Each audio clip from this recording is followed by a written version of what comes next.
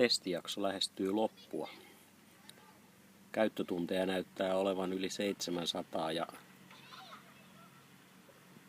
huoltotoimenpiteitä ei ole tarvinnut tehdä juuri ollenkaan. Syksyiset ilmat ja vesisateet aiheuttaa hieman ruohon kertymistä leikkurin sisään ja puhdistus näyttää olevan tälläkin kertaa tarpeen. Puhdistus tulee suorittaa harjalla ilman vesipesua. Pienen putsauksen jälkeen leikkuri näyttää aivan toisen näköiseltä. Ottaen huomioon käyttötunnit, niin terät on yllättävän hyvässä kunnossa.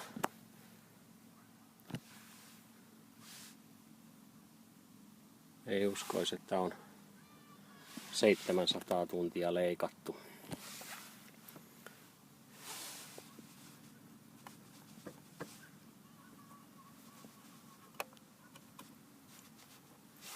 Kaikki terät ovat tallella.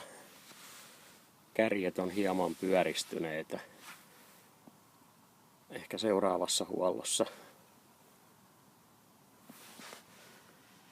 terät voisi vaihtaakin. Mutta taitaa kausi loppua ennen kuin terät.